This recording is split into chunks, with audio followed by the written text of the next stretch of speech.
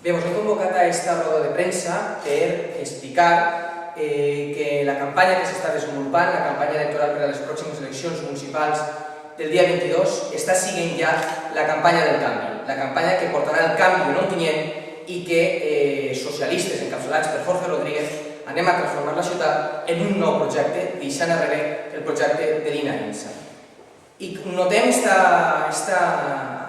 ganes de canvi en el poble, entre la gent, perquè per ara en els actes públics que hem organitzat des del Partit Socialista hem comptat amb la presència de més de 1.600 persones, perquè les visites en la web de Jorge Rodríguez, de jorge2011.com, s'han disparat en els últims 3 mesos. Més de 12.000 ontinyentins han entrat ja a la web de Jorge Rodríguez i perquè els vídeos electorals del Partit Socialista triomfen en internet, cada vegada tenen més visites i això és un reflex de la voluntat, del desig de canvi que tenen els ciutadans d'Ontinyent. Però nosaltres creiem en la democràcia, creiem en la participació i creiem en el debat polític i per això fa unes quantes setmanes ja vam proposar al Partit Popular la possibilitat de fer un debat cara a cara entre Jorge Rodríguez i l'INA INSA. I nosaltres insistim en aquesta opció, insistim en la necessitat que els ciutadans es mereixen de poder confrontar en un debat els dos projectes polítics, el projecte del Partit Popular i el projecte de Jorge Rodríguez, el projecte del Partit Socialista. I quan hem vist aquests debats cara a cara en la història d'Espanya, hem vist que als ciutadans els interessa. L'any 1993 van haver 2 debats entre Felipe González i José María Aznar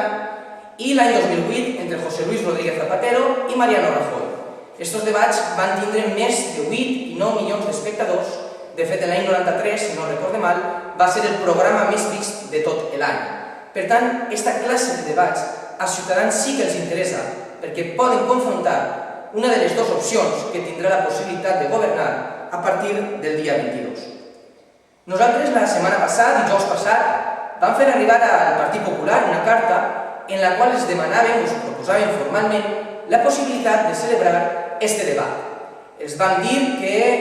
crearem un grup de treball per tal de posar les condicions, les normes de funcionament d'aquest debat i que ens contestaren abans que finalitzara el dilluns passat, el dilluns d'esta setmana. Avui dimecres encara no ens han contestat. Per tant, el que demostra aquesta actitud del Partit Popular i de la senyora INSA és que fugen del debat, és que no volen un cara a cara, és que no volen que els ciutadans puguen confrontar les 2 opcions majoritàries de la ciutat per contrastar quins són els 2 projectes, quina és la situació actual de la ciutat. Pareix que la senyora INSA tinga por a que els ciutadans puguen conèixer, puguen saber quina és la realitat del poble d'Ontinyent. I clar, això, aquesta por, aquest nerviosisme que manifesta el Partit Popular, es demostra o és palpable a partir, es veu, de les enquestes que probablement està manejant el Partit Popular i que probablement no volen arriesgar. I és que no és qüestió d'arriesgar o no, la democràcia no es tracta d'un joc matemàtic, es tracta de que els ciutadans puguen saber quines són les opcions polítiques, quines són les propostes i de que puguem explicar als ciutadans què és el que ha passat durant aquests 4 anys. Però això sí, en un debat igualitari, en un debat amb igualtat d'oportunitats, sense trampes, en un debat on l'alcaldessa no interrompisca contínuament i faci ús i abús del seu paper de moderadora, que és el que ha passat en el ple de l'Ajuntament d'Ontinyent durant aquests 4 anys. Per tant, nosaltres continuem insistint en la necessitat de poder realitzar este cara a cara. Per cert, un cara a cara que ja es va celebrar l'any 2003, un debat entre l'entonces alcalde, el senyor Rafael Portero, i la candidata del Partit Popular, la senyora Lina INSA. En aquell moment, a la senyora Lina INSA no li va importar que s'exclogueren altres forces polítiques i altres candidats. Per tant, que ara el Partit Popular i la senyora INSA es convertisca en la defensora del pluralisme no té ninguna credibilitat després de 4 anys desterrant de la TVO a tots aquells que no pensin com ella. Per tant, nosaltres pensem que és moment del debat, és un moment de que els ciutadans coneguen quina és la situació d'Ontinyent, de que es pugui explicar i de que es puguen confrontar les 2 opcions majoritàries que poden tindre l'opció de governar o que tindran l'opció de governar a partir del dia 22 de maig.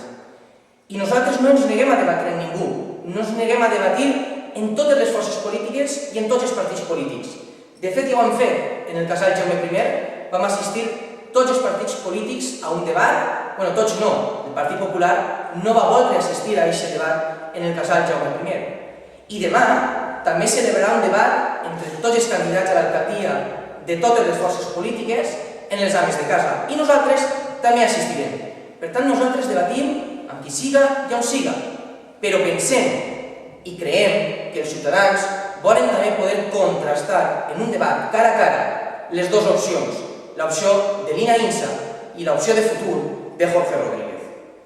Nosaltres insistim,